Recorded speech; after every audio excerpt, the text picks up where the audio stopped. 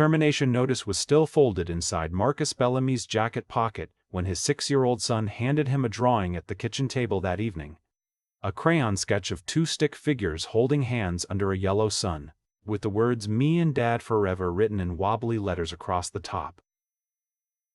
Marcus stared at it for a long time. He didn't have the courage to tell Noah that starting tomorrow, there would be no more early morning drop-offs at Greenfield Elementary, no more rushing across town in a shirt and tie, no more pretending that everything was fine. Because as of 4047 that afternoon, Marcus Bellamy, senior structural engineer at one of the largest architecture firms in Charlotte, North Carolina, had been let go.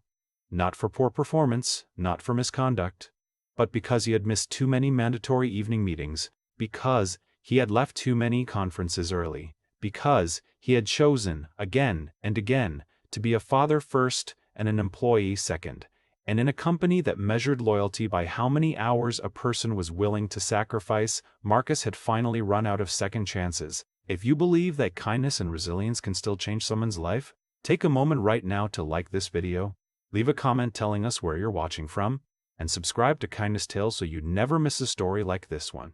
Share it with someone who might need to hear it today. 3 years earlier, Marcus had been a different man. His wife Jenna was still alive then. She was a pediatric nurse at Atrium Health who worked night shifts so that one of them could always be home with Noah. They had built a system, imperfect, exhausting, held together by cold coffee and whispered conversations at 5 a.m. during shift changes, but it worked. Marcus handled mornings. Jenna handled nights. They overlapped for exactly 45 minutes each afternoon when she got home and he hadn't left yet, and in those 45 minutes they squeezed in everything: dinner plans, permission slips, who was picking up the prescription, whether the funny noise in the Honda was serious enough for a mechanic. They were tired all the time, but they were happy. Then one Tuesday in March, Jenna collapsed in the break room of the hospital, where she had spent 11 years caring for other people's children. A brain aneurysm. No warning, no symptoms. The doctors she had worked beside for over a decade tried everything they could. She was gone before Marcus could reach her floor. After the funeral, people said the things people always say. They said time heals. They said Naim heals. They said he was strong. They said Noah was lucky to have him. And then, slowly, one by one, they stopped calling.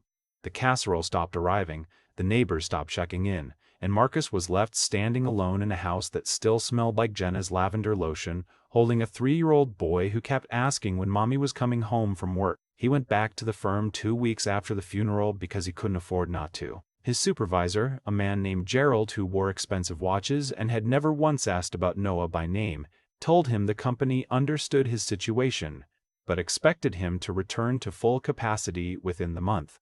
Full capacity meant 10-hour days. Full capacity meant site visits in Raleigh and Durham that started at 7 a.m. Full capacity meant Thursday evening client dinners that lasted until 9 or 10 at night. Marcus nodded and said he understood, and then he spent every day for the next 3 years trying to be 2 parents inside the body of one very tired man. Mornings were the hardest. Noah went through a phase where he refused to wear socks that had seams. Marcus learned to buy seamless socks in bulk from a website another single parent at daycare told him about. Then came the phase where Noah would only eat breakfast if it had a face: pancake eyes, strawberry nose, banana smile. Marcus got good at making faces out of food. He kept a laminated morning checklist taped to the refrigerator, backpack, lunchbox, folder, water bottle, inhaler. Noah had mild asthma. Jenna had always tracked his medication schedule in a color-coded app on her phone. Marcus recreated it by hand in a notebook he carried everywhere, the pages soft and wrinkled from being opened 100 times a day. At the firm, Marcus was quietly excellent. He had a gift for seeing problems in structural plans that other engineers missed. Hairline vulnerabilities in load-bearing designs, drainage flaws that wouldn't show up for years, material incompatibilities buried in specifications that no one else bothered to read. He had saved the company from 2 potential lawsuits before Noah was even born, and his blueprints had been used as training examples for junior engineers. But Marcus was not loud. He did not play golf with the partners. He did not attend the rooftop happy hours. He did not volunteer for the high-visibility projects that required weekend travel. He clocked in, solved problems that would have taken other people weeks, and then he left at 5:15 to pick up his son. In a company that valued presence over production, this made him invisible. Promotions went to younger engineers who stayed until 8 p.m., answering emails that could have waited until morning. Performance reviews praised Marcus's technical skill, but noted his limited availability and lack of engagement with firm culture. Once, during a project debrief, a junior partner named Kevin joked in front of the whole team that Marcus should just bring the kid to the office if he couldn't figure out childcare.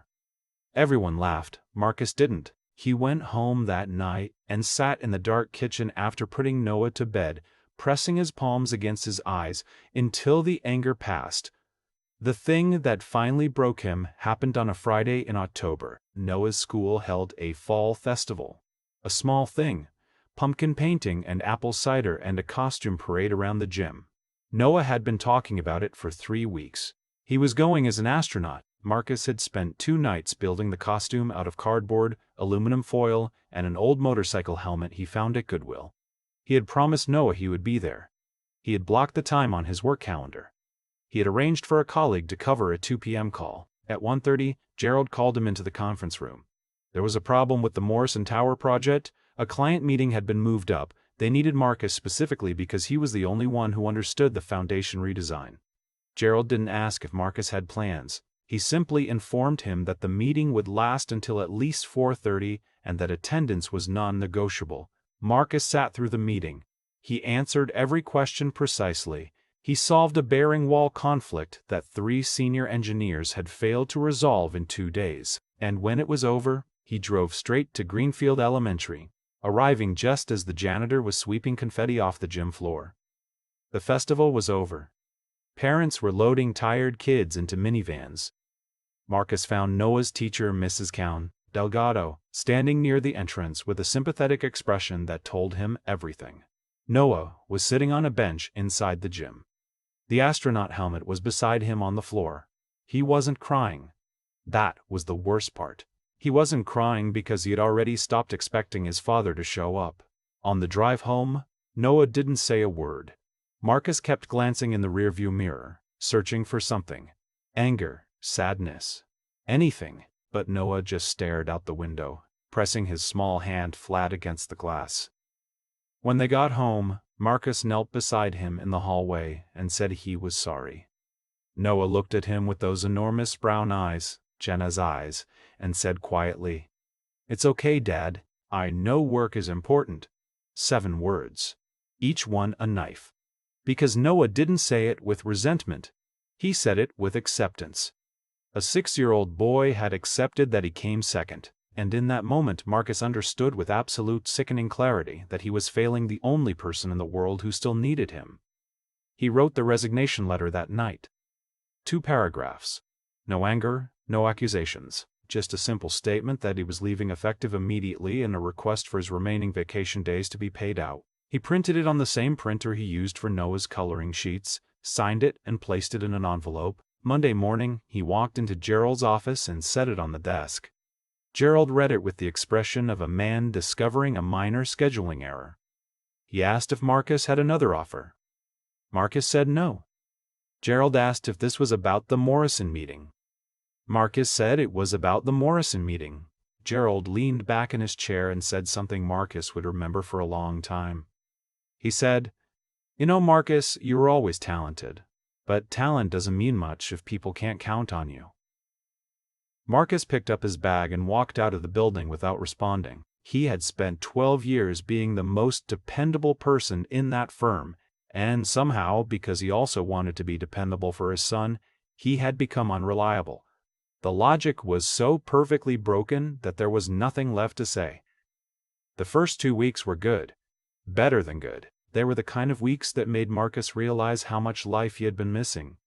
He walked Noah to school every morning instead of rushing through the drop-off lane. He was there at 3:15 when the bell rang, standing with the other parents, watching Noah sprint toward him with his backpack bouncing. They went to the park after school.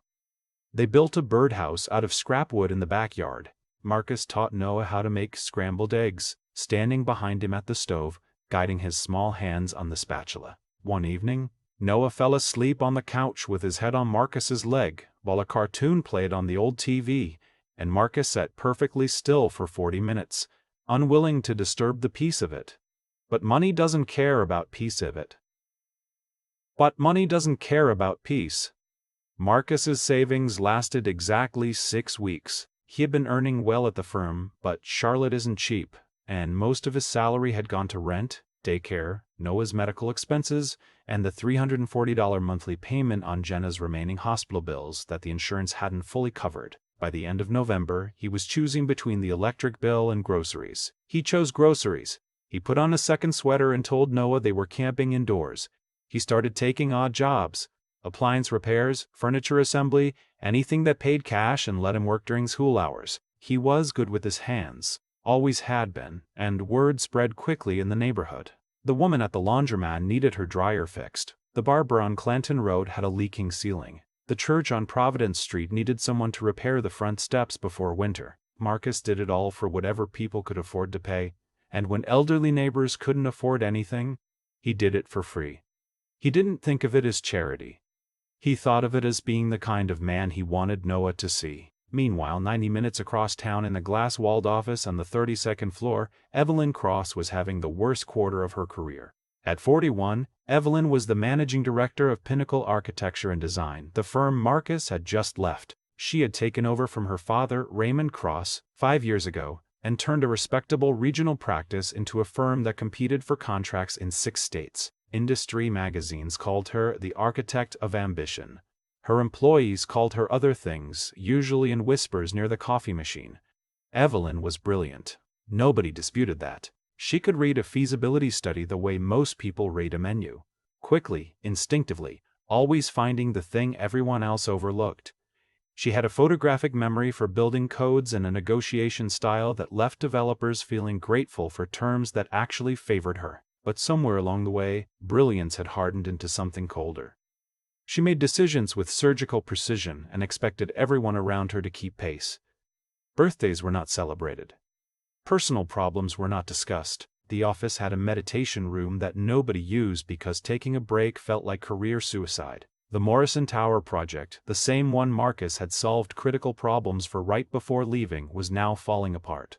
The lead engineer who had been assigned to replace Marcus missed a soil analysis discrepancy. By the time the construction team discovered the error, 3 weeks of foundation work had to be demolished and redone. The client, a hotel development group from Atlanta, was threatening to pull the entire $87 million contract. Insurance adjusters were circling. Lawyers were being retained. And Gerald, who had let Marcus walk out without a second thought, was now sitting in Evelyn's office every morning with a new crisis and no solutions. It was Gerald, ironically, who finally said it. The only person who could fix this is Bellamy. He said it almost resentfully, as though Marcus had engineered the failure on purpose. Evelyn looked up from her screen. She had heard Marcus's name before but couldn't attach a face to it. She asked Gerald to pull his personnel file. Reading it took her 15 minutes. 12 years of employment. Not a single negative performance review for technical work. 17 major projects completed under budget. 3 internal commendations. And then, at the very end, a note from HR flagging chronic attendance issues and a resignation with no forwarding address except a street in one of Charlotte's older neighborhoods east of Plaza Midwood. Evelyn drove there on a Thursday evening after leaving the office at 8 p.m., which for her was early. She almost missed the turn. The GPS led her down a narrow street lined with small bungalows and chain-link fences. Porch lights glowed behind bare trees. A dog barked somewhere. The neighborhood wasn't dangerous, but it was tired. The kind of place where people worked hard and things still wore out faster than they could be fixed. She found the address and parked along the curb, sitting in her car for a moment. Through the front window of the small yellow house, she could see a warm light and the moving shadow of someone inside. She straightened her coat, walked up the cracked concrete path, and knocked. Marcus opened the door holding a towel. Behind him, she could hear water running and a child's voice singing something about a dinosaur. The kitchen smelled like garlic and tomato sauce. A small pair of rain boots sat neatly beside the door. On the wall behind Marcus hung a framed photo of a woman holding an infant, both of them laughing so hard their eyes were closed. Marcus looked at Evelyn the way a person looks at an unexpected bill. He knew who she was. Everyone at the firm knew who she was, but he had never spoken to her directly, not once in 12 years. The fact that she was standing on his porch at 8:30 on a Thursday night told him something was very wrong. Evelyn introduced herself as though he might not recognize her, which struck him as oddly humble. She said she needed to discuss something important. Marcus glanced behind him, then back at her. He said his son was in the bathtub and he couldn't leave him. Without thinking about it, he stepped aside and let her in. The house was small, 2 bedrooms, 1 bathroom, a kitchen that opened into a living room. But every surface told a story. Noah's drawings covered the refrigerator. Dozens of them, layered on top of each other with magnets. A growth chart was penciled directly onto the doorframe of the hallway, with dates and heights marked in careful handwriting. Engineering textbooks shared shelf space with picture books about planets and trucks and a dog named Biscuit. A small whiteboard near the phone had the week's schedule written in green marker. Monday, library. Tuesday, park plus grocery. Wednesday, dentist, 10 a.m. Thursday, Noah pizza night. Evelyn stood in the middle of it and felt something she didn't immediately recognize. It took her a moment to name it. It was loneliness. Not for this house, she didn't want this house, but for whatever unnamed thing filled it. Some quality in the air that her penthouse in South End with its designer furniture and floor-to-ceiling windows overlooking the skyline completely lacked. Noah appeared in the hallway wearing pajamas with rockets on them, his hair still damp. He looked at Evelyn with frank curiosity, and asked if she was a friend of his dad's. Marcus said she was someone from work. Noah considered this, then walked over and handed her a small plastic dinosaur. "You can hold Rex while you're here," he said seriously. "He makes people feel better." Evelyn took the dinosaur. Her hand was shaking slightly, though she couldn't have explained why. Marcus excused himself to finish getting Noah ready for bed. Evelyn sat on the couch and waited, turning the plastic dinosaur over in her fingers. She could hear Marcus in the other room reading a bedtime story. Something about a bear who was afraid of the dark. He did voices. The bear had a low, rumbly voice. The owl had a high, wise one. Noah giggled at the parts he clearly already knew by heart. The reading lasted 9 minutes. Evelyn knew because she watched the clock without meaning to. When Marcus came back, he sat across from her and waited. He didn't offer her coffee. He didn't make small talk. He just waited with the patience of a man who had learned to let silence do the work. Evelyn explained the Morrison Tower situation. She was direct about it. The engineering failure, the financial exposure, the client threatening to walk. She told him the firm needed his expertise to salvage the foundation redesign and that she was prepared to offer significant compensation for a short-term consulting engagement.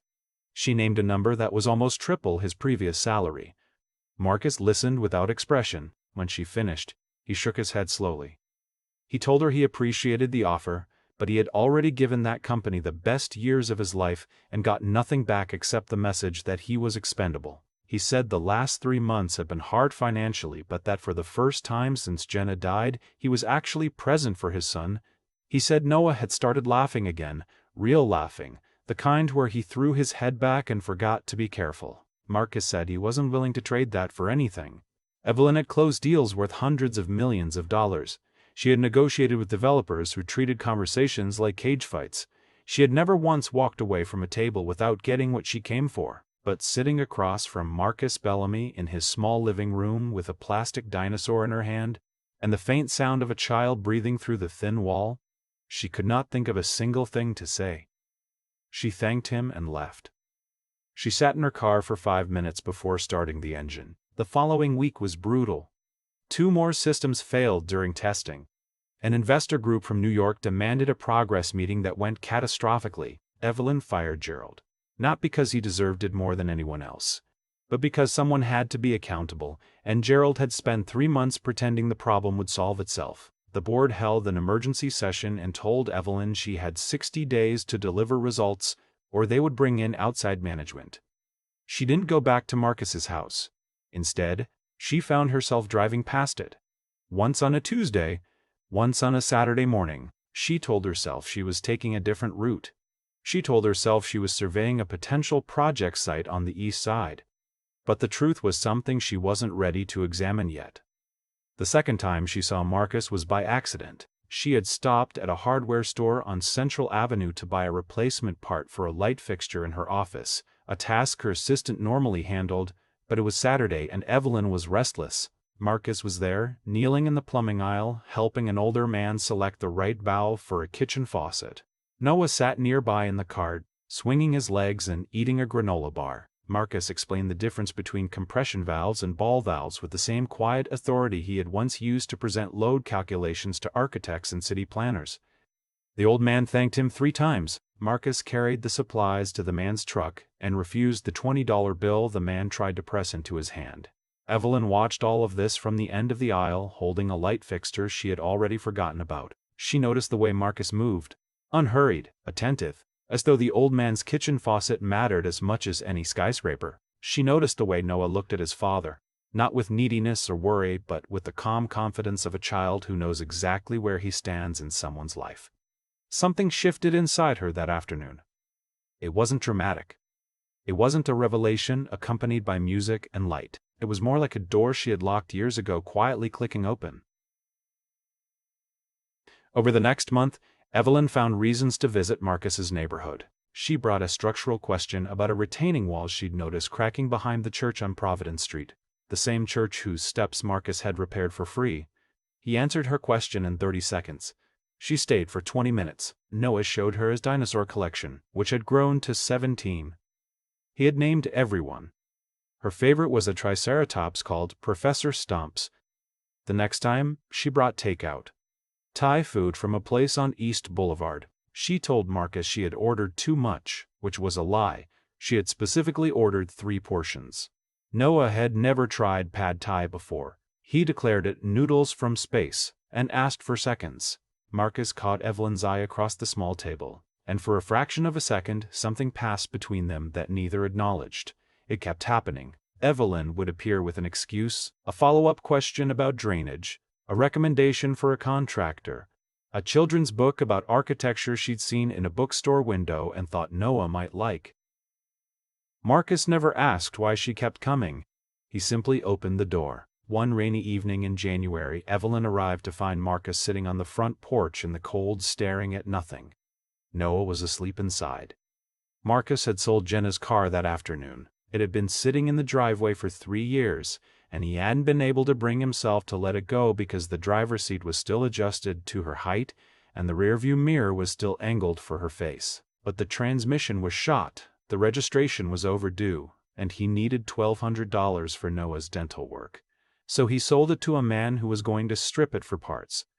He watched it disappear on a flatbed truck, and he didn't cry, but something in him went quiet in a way that frightened him. He told Evelyn this without planning to. The words just came out, sitting there in the cold, watching rain run off the gutter he'd been meaning to fix. He told her about the car, about Jenna's seat position, about the rearview mirror. He told her he sometimes forgot to eat until Noah reminded him. He told her he had applied for 14 engineering positions in the last month and heard back from 2, both of which required travel schedules that were impossible for a single parent. He told her he was terrified that he was going to fail his son, not someday in the abstract but right now, in the specific and measurable ways that involved grocery bills and dentist appointments and a furnace that made a sound he didn't like. Evelyn sat beside him on that cold porch and listened to every word. She didn't interrupt. She didn't offer solutions. She didn't say the things people say. She just sat there until he was finished. And then she said something that surprised them both. She said she envied him. Marcus looked at her as though she had spoken in a foreign language. Evelyn explained. She said she had spent her entire adult life building a career that looked impressive from the outside, and felt hollow from within. Her father had raised her to believe that success was the only form of safety, that the world would devour anyone who paused, anyone who showed softness, anyone who needed something they couldn't provide for themselves. She had internalized this so completely that she couldn't remember the last time she'd eaten a meal with another person that wasn't a business meeting. She had a penthouse with a view of the city and not a single drawing on the refrigerator. She had 300 employees and not one person who would hand her a plastic dinosaur to make her feel better. Her voice cracked on that last part. She recovered quickly. Evelyn Cross always recovered quickly. But Marcus heard it. He heard the fracture beneath the composure and he recognized it, because he had heard the same sound in his own voice for 3 years. He said something that would stay with her for the rest of her life. He said, "The buildings we design are supposed to shelter people, but we spend so much time engineering the structure that we forget to ask who's actually going to live inside." They sat in the rain for a long time after that. 2 weeks later, the Morrison Tower crisis reached its breaking point. The Atlanta client issued a formal 48-hour ultimatum: present a viable corrective plan or the contract was dead. The board convened. Senior engineers submitted proposals that were technically sound but would take 6 months and cost a fortune in redesign. Nobody had a faster solution, nobody except Marcus. Evelyn stood before the board and did something that shocked the room into silence. She did not present a technical proposal. She did not bring slides or projections or consultant reports. Instead, she spoke for 12 minutes about a culture that had driven away its most talented engineer because it could not make room for the fact that he was also a father. She talked about the cost of treating people as replaceable, not in abstract moral terms but in concrete, measurable dollars. The Morrison failure, she said, was not a technical problem, it was a human one. The company had lost the one person who understood the system because the company had decided that attending a child's school festival was a fireable lack of commitment. 3 board members shifted uncomfortably. Gerald's empty chair sat in the corner like an accusation. Evelyn then proposed rehiring Marcus Bellamy, not as a contractor, not as a temporary consultant, but as head of structural engineering with full authority over his division's schedule, a salary that reflected his actual value, and a new company-wide policy guaranteeing flexible hours for employees with caregiving responsibilities. She said the firm would also establish an education fund for employees' children and partner with a local daycare center to provide subsidized childcare. The board argued for an hour. Evelyn did not budge. She told them they could accept the proposal or accept her resignation, and she meant it. They accepted the proposal. That evening, Evelyn drove to Marcus's house for the last time as a stranger. Rain was falling again. Charlotte has a way of scheduling its most important moments around rain. She stood on the porch holding a folder, and when Marcus opened the door, she saw Noah behind him, sitting on the kitchen floor building a tower out of wooden blocks. The tower was impressively tall. It was also leaning dangerously. Marcus looked at the folder. He looked at Evelyn. He said he already knew why she was there. She started to speak. She had rehearsed it in the car, a carefully structured pitch with numbers and timelines and guarantees, but standing in that doorway with the warm light behind him and the rain behind her and a 6-year-old boy building a leaning tower on the kitchen floor, the rehearsed version fell apart. She opened the folder and handed it to him. Inside was not a contract. It was a single page, handwritten on plain paper. It was a letter. It said that she was sorry for leading a company that had treated him as a line item instead of a person. It said that she had spent her whole life believing that strength meant needing no one, and that knowing him had broken that belief apart in ways she was still trying to understand. It said that every employee under her leadership would, from that day forward, be treated as a whole person with a whole life, not a productivity unit to be optimized. It said that she would never ask him to choose between his work and his son. And at the bottom, in handwriting that wavered slightly, it said, "I came to offer you a position, but the truth is you've already changed everything. I don't want to lose what this has become." Marcus read it twice. He looked up at her standing in the rain, this woman who negotiated $100 million deals without flinching, and saw that her hands were trembling. Behind him, Noah's block tower finally collapsed. The wooden pieces scattered across the kitchen floor with a cheerful clatter. Noah laughed. That full, head-thrown-back laugh that Marcus had fought so hard to protect, and immediately started rebuilding. "It's okay," Noah called out to no one in particular.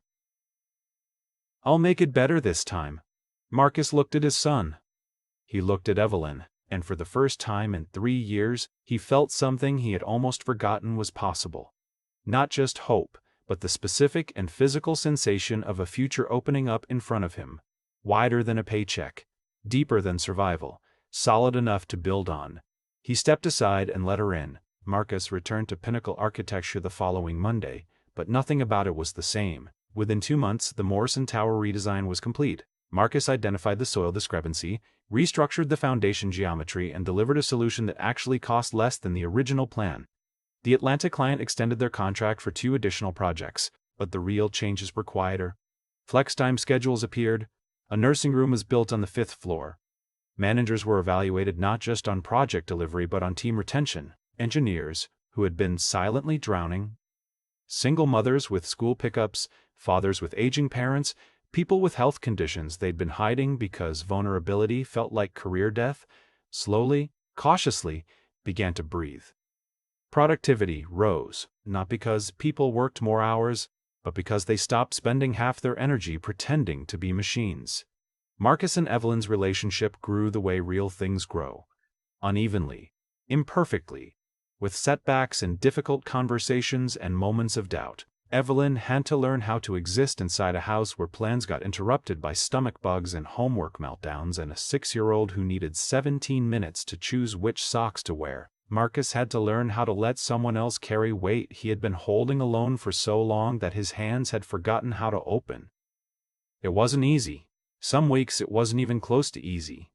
But Noah liked her. That was the thing Marcus couldn't argue with, even on the days when his own fear tried to convince him that letting someone in was just setting up another loss. Noah liked Evelyn because she took his dinosaur name seriously, because she sat on the floor without being asked, because she once spent an entire Saturday afternoon helping him build a cardboard spaceship in the backyard and never once checked her phone. One night in April, Marcus found a new drawing on the refrigerator. 3 stick figures this time. A tall one, a small one, and a medium one with long hair. They were standing under the same yellow sun. The words at the top said in wobbly letters, "My family." Marcus stood in the kitchen looking at it for a very long time. 6 months later, at the grand opening of Morrison Tower, a ribbon-cutting ceremony attended by the mayor, 2 city council members, and more photographers than Marcus could count, Evelyn found him standing quietly near the edge of the crowd. Noah was beside him, wearing a clip-on tie and holding Professor Stomps. The building rose behind them, 62 stories of glass and steel and engineered grace, a structure that would shelter thousands of people for decades to come. Evelyn took Marcus's hand. Noah took his other one. "Did you know," Noah said, looking up at the tower with wide eyes, "that I'm going to build a bigger one someday?" Marcus smiled. "I know you will." "With a dinosaur room," Noah added firmly. "Obviously," said Evelyn. The city hummed around them. Traffic and voices and the ordinary machinery of people going about their lives. Marcus watched the late sunlight catch the glass panels of the building he had saved, and he thought about something he hadn't been able to put into words until now. He thought about how the strongest structures aren't the ones built to resist every force. They're the ones designed to hold people safely inside. And the strongest people aren't the ones who never break. They're the ones who break and still find a way to let someone in. Before this story ends, tell us in the comments. What would you choose? A career that looks perfect from the outside, or a life filled with people who hand you a plastic dinosaur when you're sad? If this story moved you, don't forget to like, share, and subscribe to Kindness Tales for more stories that remind us the world still has room for second chances. And remember, kindness isn't weakness, it never was.